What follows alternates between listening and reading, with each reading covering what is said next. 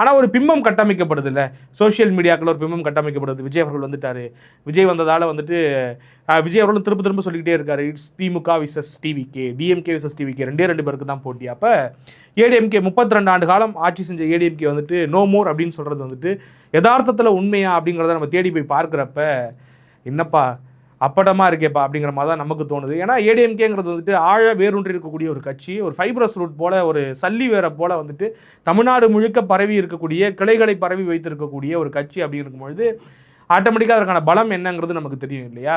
அப்போ ஏடிஎம்கேனுடைய பலம் இந்த தேர்தலில் ஏடிஎம்கே எதை நோக்கி நகர்ந்து கொண்டிருக்கிறது, எந்த அளவுக்கு சக்தி படைத்ததாக களம் கண்டு கொண்டிருக்கிறது அப்படிங்கிறத நோக்கி நம்ம பயணப்பட்டப்ப நம்ம 21 தேர்தலை ஒப்பிட்டு பார்க்க வேண்டிய கட்டாயம் ஏற்படுது. அப்போ 21 வந்துட்டு பல்வேறு வாதங்கள் முன்வைக்கப்படுது. 10 ஆண்டுகள் ஏடிஎம்கே ஆட்சி, ஆன்டி இன்குமென்சி, நிச்சயமாக அதிமுக பெரிய சரிவை சந்திக்கும். ஏன்னா 19 மிகப்பெரிய தோல்வியை சந்திச்சாங்க நாடாளுமன்றத்தில். அப்படியாக எதிர்பார்க்கப்பட்ட சூழலில் ஏடிஎம்கே வந்து எல்லாரையும் சர்ப்ரைஸ் பண்ணுச்சு. ADMK is a party to surprise at any time அப்படிங்கிறத நம்ம பார்க்குறோம்.